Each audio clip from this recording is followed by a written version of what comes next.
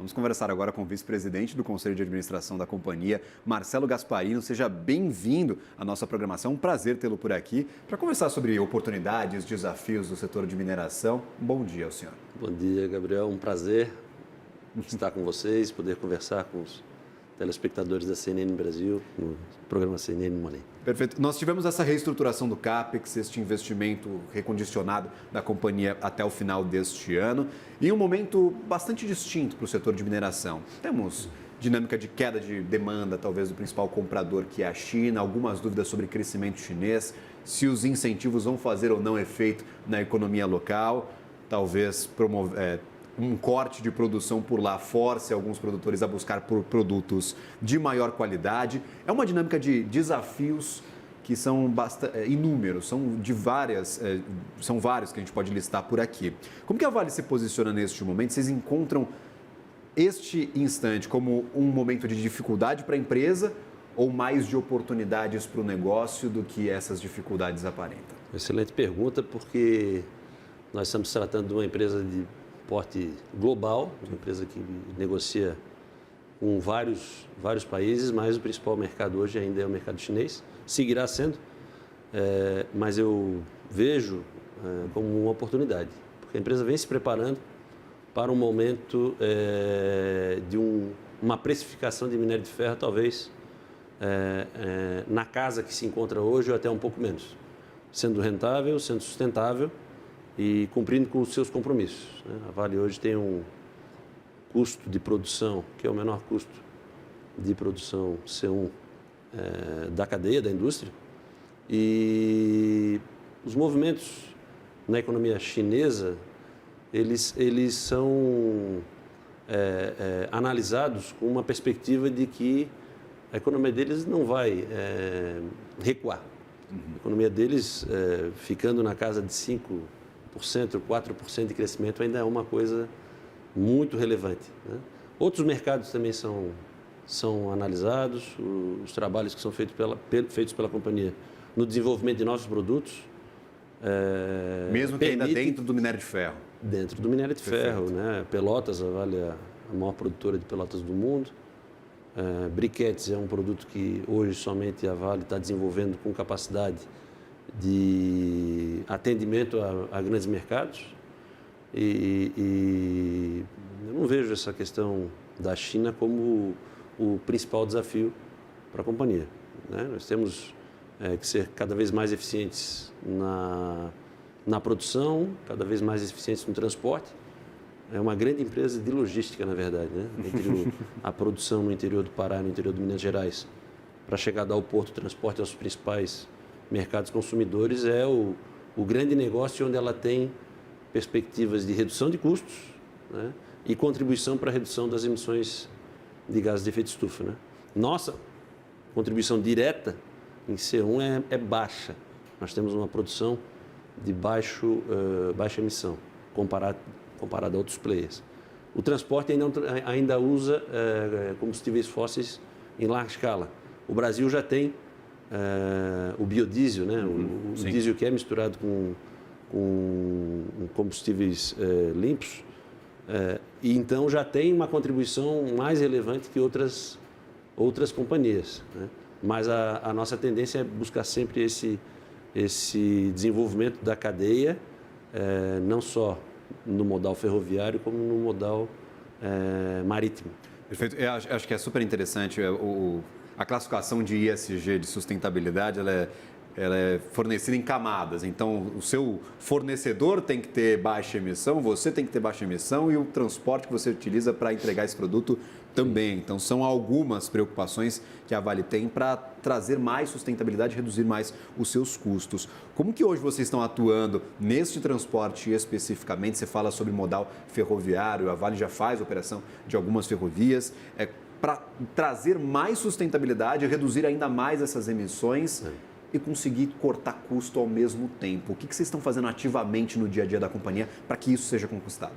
O setor da cadeia de mineração e siderurgia é um dos principais emissores de gases de efeito estufa da cadeia industrial global, né? Temos aí a cadeia de óleo e gás também, que é muito relevante. Sim. Mas você não dorme sendo uma empresa normal e acorda sustentável. É um processo, é uma jornada. E acredito que nós estamos à frente dos concorrentes nessa jornada, né? Você falou sobre a questão do modal ferroviário. O Vale já tem locomotivas elétricas hoje, né? Estuda locomotivas com, como eu falei, com combustíveis de baixa emissão, puxando, né, um gancho. A Petrobras, ela produz um combustível já com menores emissões do que outros mercados, outros petróleos. Nosso petróleo é um petróleo de muito boa qualidade. Então, e o fornecedor do combustível da Vale é o combustível oriundo da Petrobras.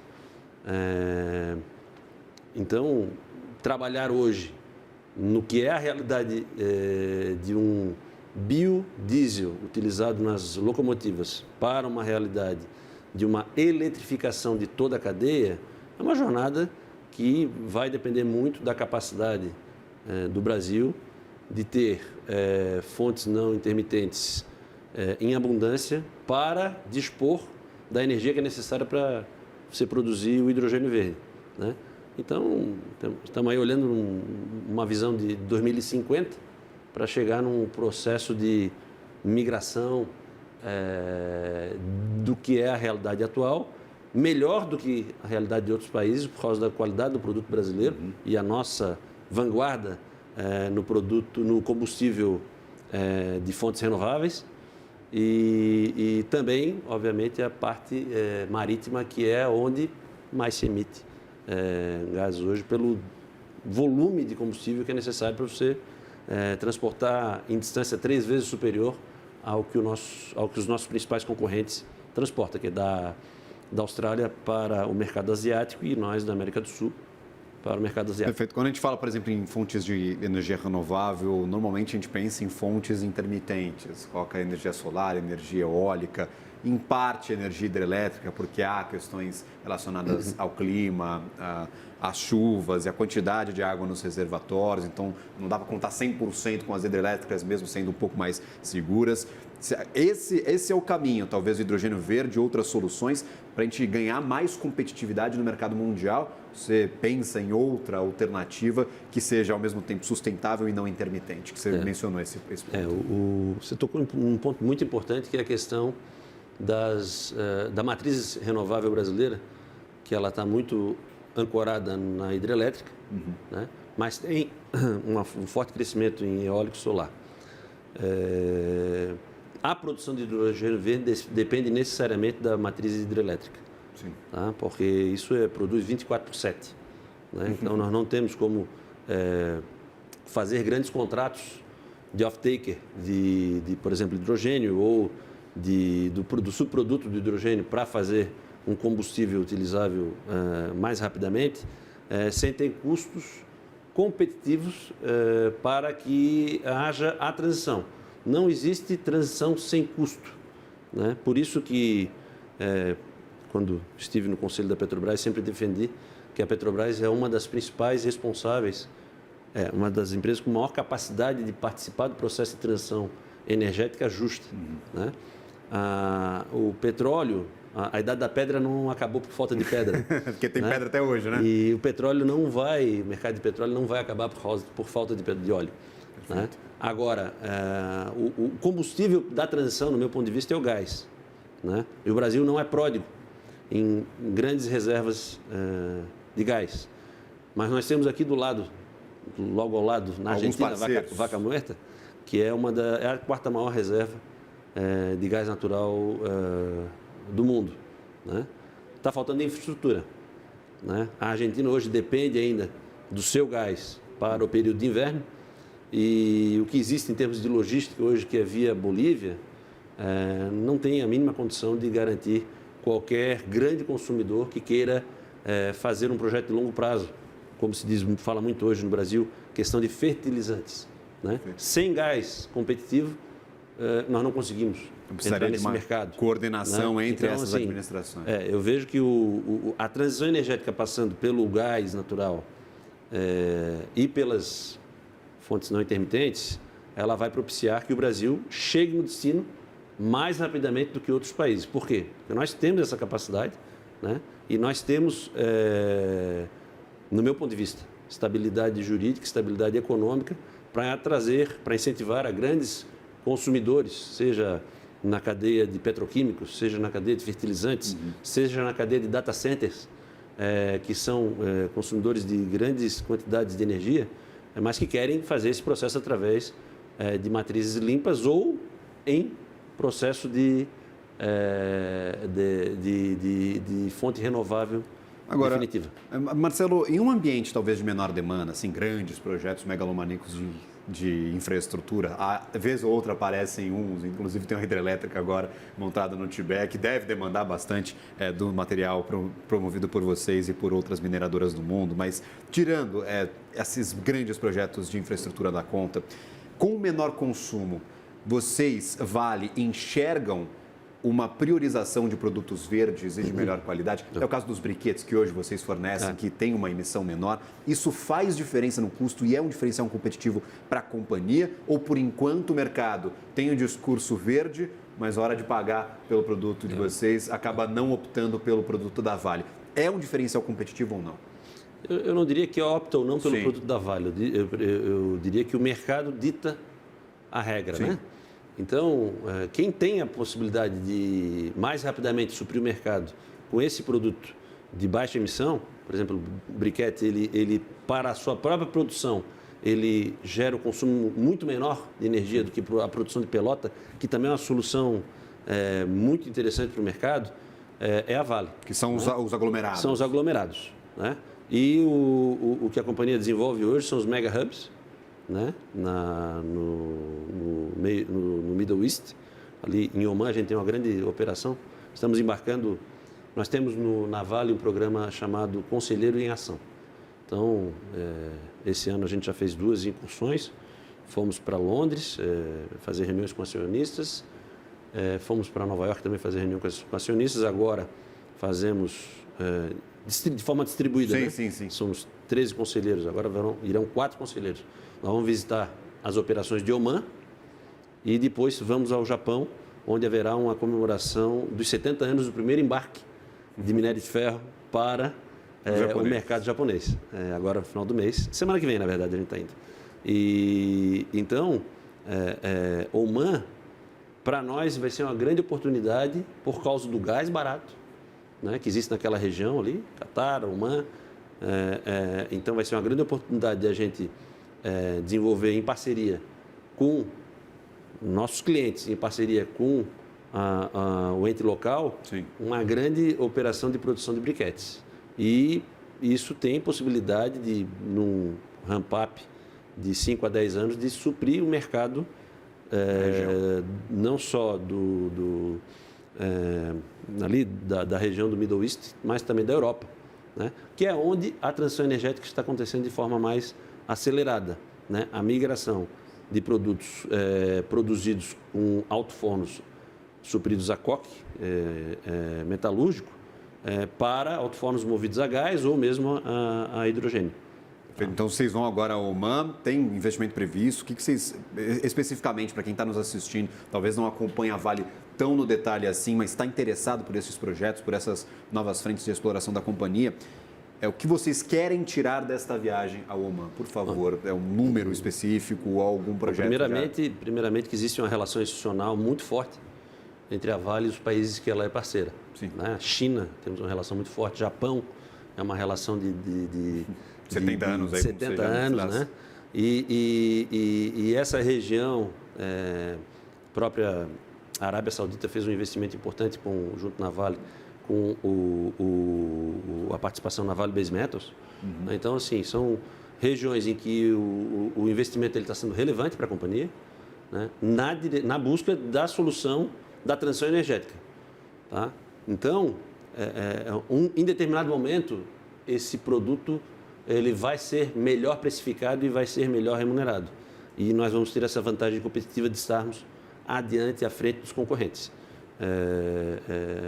Nós estamos, Conselho de Administração e a companhia, e vejo que o mercado também está muito com boas expectativas muito esperançosos de que tem um valor intrínseco na Vale hoje que ainda não é percebido pelo mercado.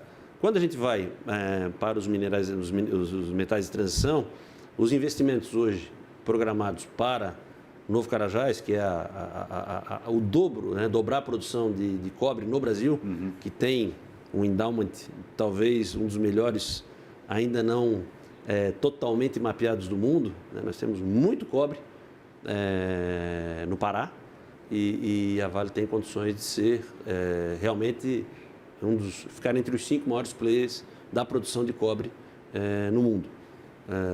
Isso faz parte do nosso projeto, faz parte de um planejamento bem desenvolvido de longo prazo. Né? A companhia ela não pode dar cavalo de pau. Um dos 5 maiores players, explorando aqui no Brasil especificamente, a gente tem reserva suficiente para alavancar a Vale para essa posição? Para alavancar a Vale na produção aí para 2035 de 700 mil toneladas, né? Até 2035 vocês buscam essa posição de estar entre os 5 maiores produtores desse metal de transição?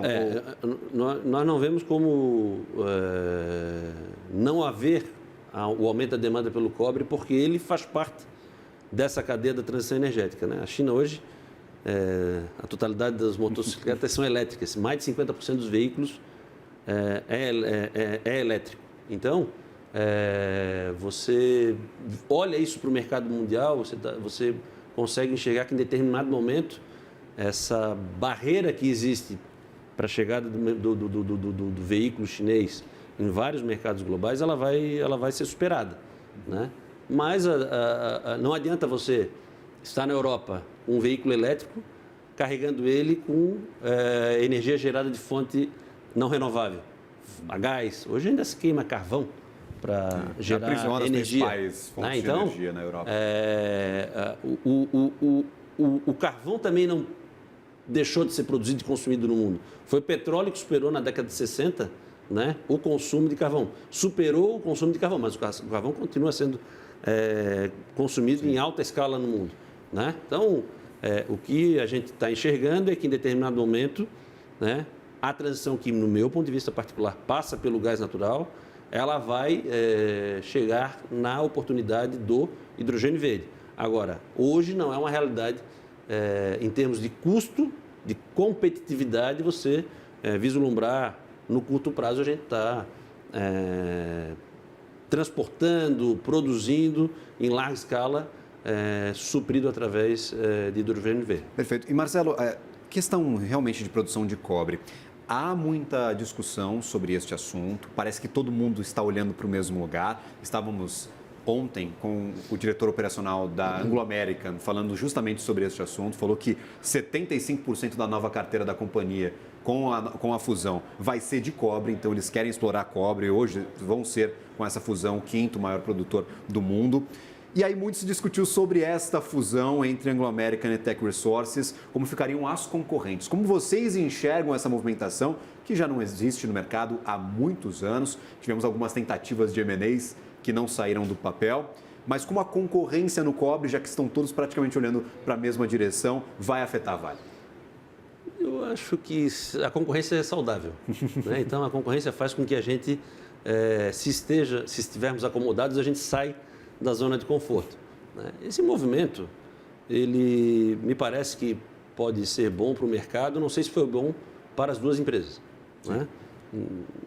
Então, não consigo hoje fazer uma avaliação se para as empresas foi a melhor opção, né?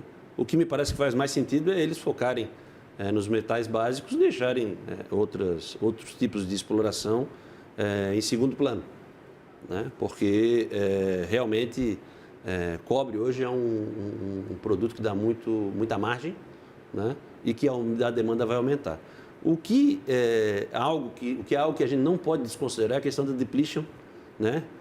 Da redução da capacidade de produção das minas, né? Então, nós estamos falando de Brasil, Vale, Pará, desenvolvimento de novas minas em cima de reservas ainda não exploradas.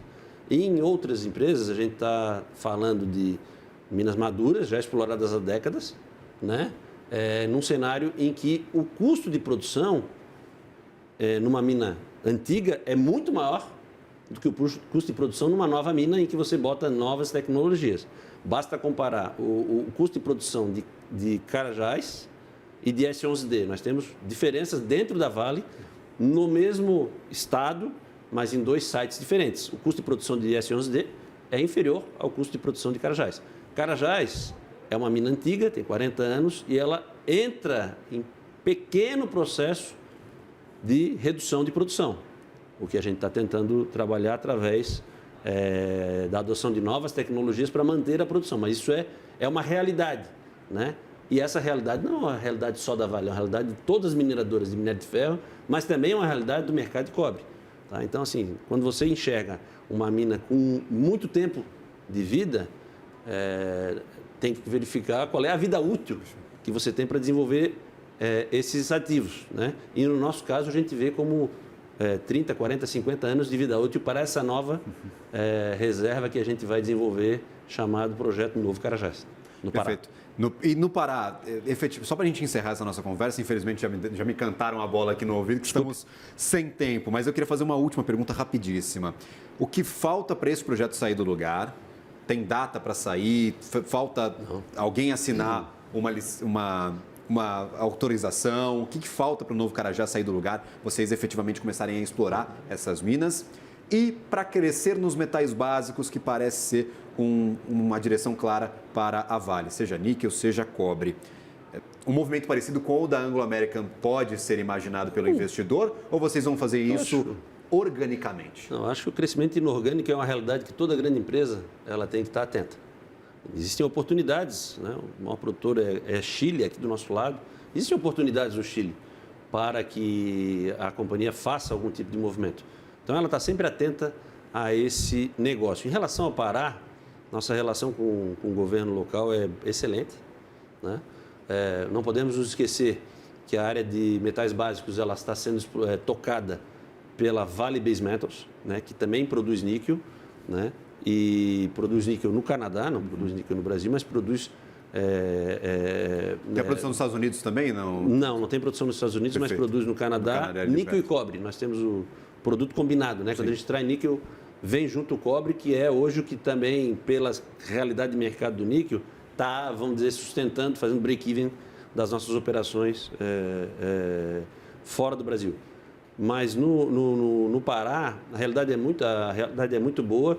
Essa redução do custo que vocês, infelizmente eu não escutei, que estava sendo falado pelos seus colegas, né? Não tive essa oportunidade, mas essa redução ela advém de eficiência, porque nós fizemos um spin-off da VBM, do DARE de metais básicos da Vale em 2023, colocamos um novo management, ele tem trabalhado muito na eficiência de alocação de capital, que era um ponto que a gente não conseguia enxergar na Vale, porque não era o principal negócio. Então, dentro do conselho de administração, quando você tem 2 negócios de proporções muito grandes, às vezes o foco fica mais em cima daquele que é o maior negócio. Okay. Mas hoje nós temos uma equipe independente, dedicada, e que está apresentando resultados espetaculares. Essa redução de CAPEX não é uma redução porque a companhia não tem onde alocar capital, porque ela está alocando capital de forma mais eficiente, né? Eu acho que isso é muito bom para o investidor,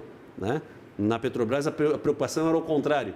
Se o aumento da projeção de CAPEX seria em alocação de capital eficiente. Na Vale, eu posso lhe afirmar que a alocação tem sido de forma bastante eficiente, e essa redução ela significa competência do time da VBM em entregar as metas, as missões que o Conselho de Administração, tanto da Vale quanto da VBM, definiram para o Sean, que é o nosso CEO. Perfeito. Marcelo Gasparino, vice-presidente do Conselho de Administração da Vale, obrigado pela disponibilidade, por estar aqui conosco. Volte sempre, o convite aqui já está feito para falarmos mais sobre o mercado de minério de ferro e sobre a Vale. Uma ótima quinta-feira a você, um bom trabalho. Para nós. Muito obrigado. Agradeço. Até a próxima.